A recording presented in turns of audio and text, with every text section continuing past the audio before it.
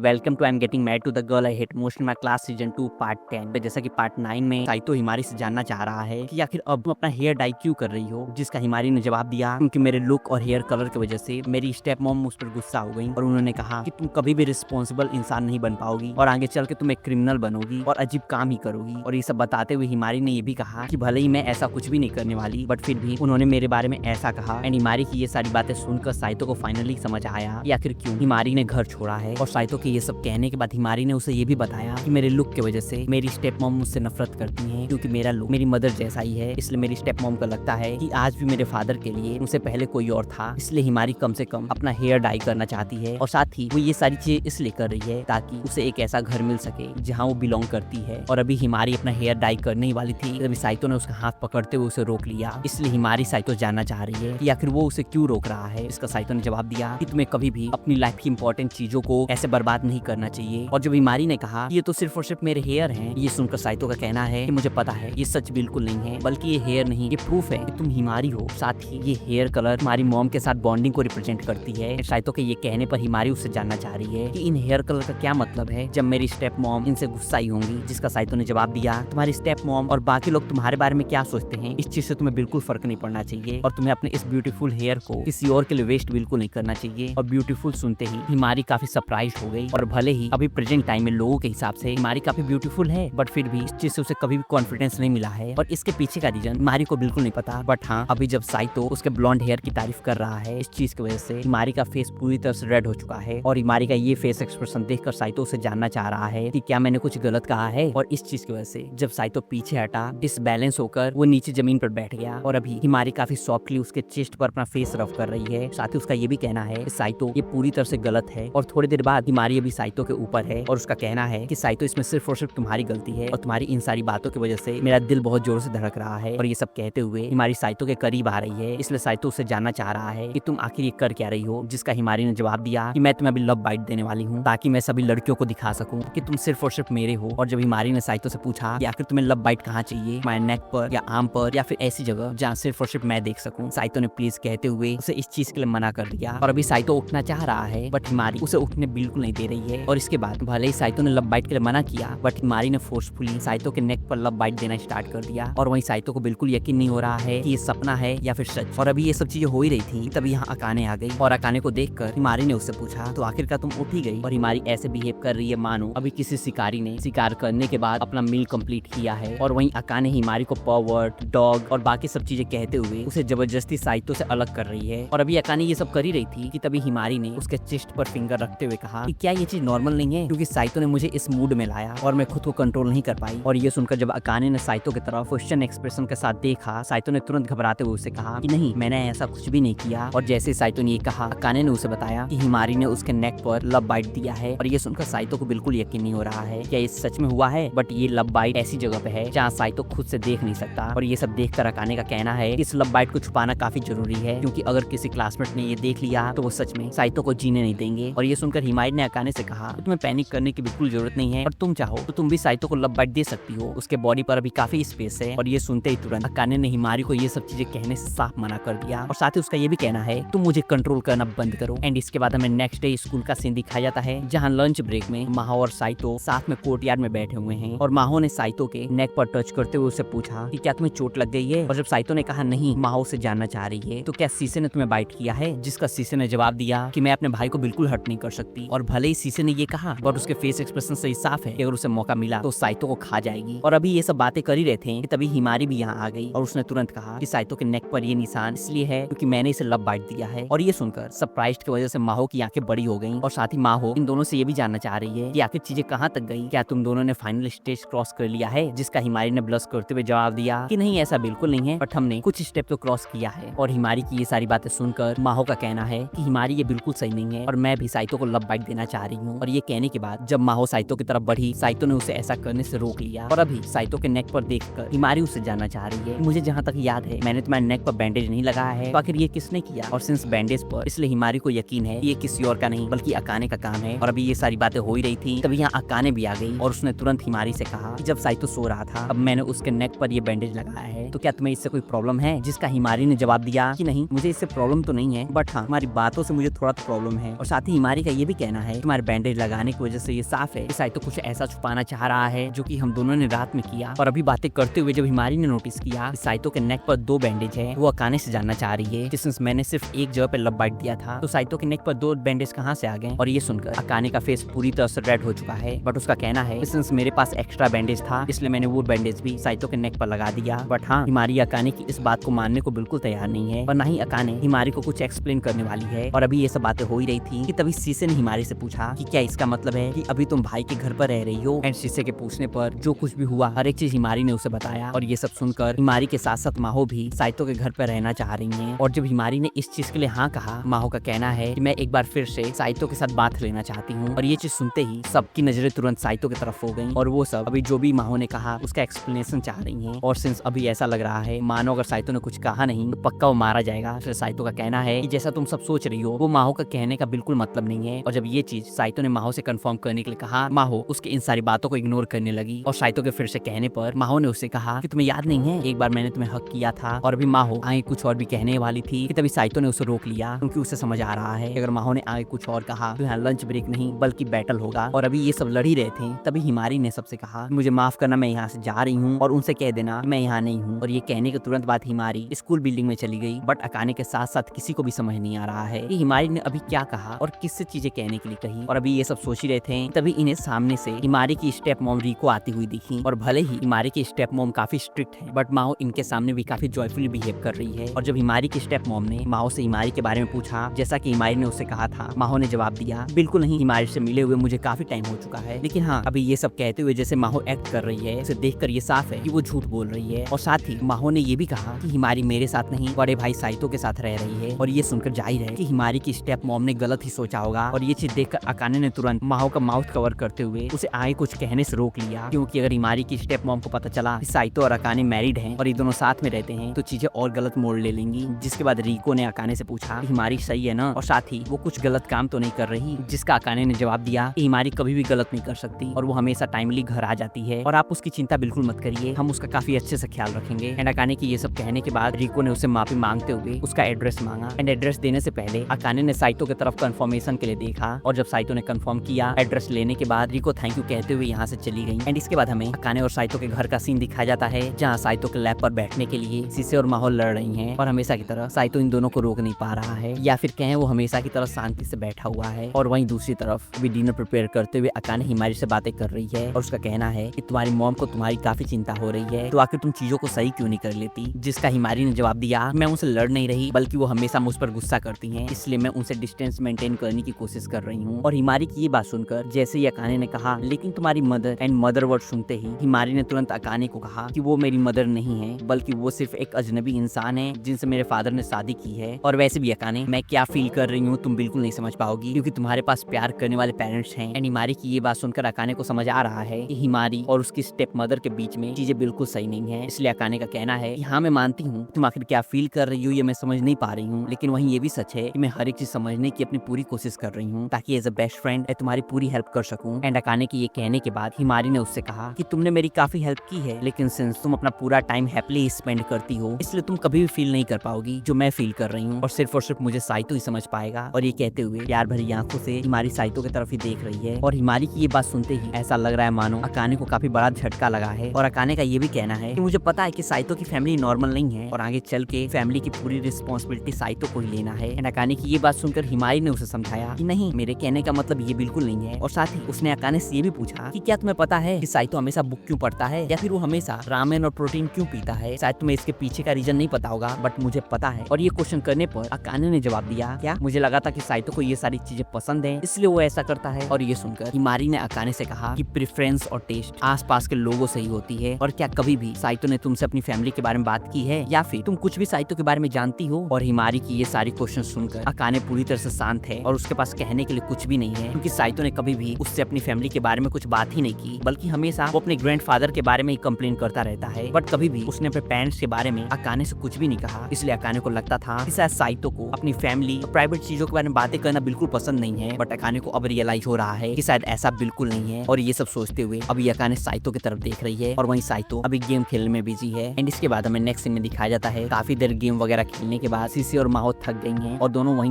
बाहर सो गई। जिसके बाद साइतो ने शीशे को और वहीं हिमारी और अकाने ने माहो को गेस्ट रूम तक लाने में हेल्प की और इन दोनों के शांति से बेड पर सोने के बाद अभी तीनों अपने रूम की तरफ जा ही रहे थे। तभी हिमारी ने साइतो से कहा कि मुझे लगता है मैं कल घर वापस चली जाऊंगी। और जब साइतो ने फिर से हिमारी से कंफर्म किया, हिमारी का कहना है कि हाँ वैसे मैं तुम दोनों को ज्यादा दिन के लिए परेशान नहीं करना चाहती। और ये सुनकर साइतो का कहना है कि हम दोनों तुम्हारे वजह से बिल्कुल परेशान नहीं है, बट हाँ तुम खुद को बिल्कुल फोर्स मत करना। और अभी साइतो के एक्सप्रेशन से साफ है कि उसे हिमारी की काफी चिंता भी हो रही है। और वहीं सिंस हिमारी ने रिको को आज अवॉइड किया है, इसलिए उसे बिल्कुल नहीं पता कि आखिर वो घर कैसे जाएगी। बट उसका ये भी कहना है कि कभी ना कभी घर जाना ही था तो कल ही सही। और हाँ तुम दोनों की हैप्पी लाइफ स्पॉइल करने के लिए मुझे माफ करना। और ये सुनकर अकाने ने साइतो की तरफ इशारा करते हुए कहा कि इस इंसान के यहाँ होने की वजह से कोई भी दिन हैप्पी नहीं होता है और इसके यहाँ होने की वजह से मैं अच्छे से रात में सो भी नहीं पाती, इसलिए जब तक तुम यहाँ थी मुझे सच में काफी अच्छा लग रहा था। और सिंस अभी बातें करते हुए या फिर कहीं लड़ते हुए अकाने और साइतो एक दूसरे की तरफ ही देख रहे हैं, इसलिए इन दोनों को देखकर हिमारी ने कहा कि तुम दोनों सच में काफी क्लोज हो, जिसका तुरंत इन दोनों ने एक साथ जवाब दिया कि नहीं ऐसा बिल्कुल नहीं है। और वहीं हिमारी ने फिर से कहा कि सच में मैं इस वर्ल्ड में जिन दो लोगों से प्यार करती हूँ उन दो लोग के साथ टाइम स्पेंड करके मुझे काफी अच्छा लगा। और गुड नाइट कहने के बाद हिमारी अपनी लोनली स्माइल के साथ अपने रूम में चली गई।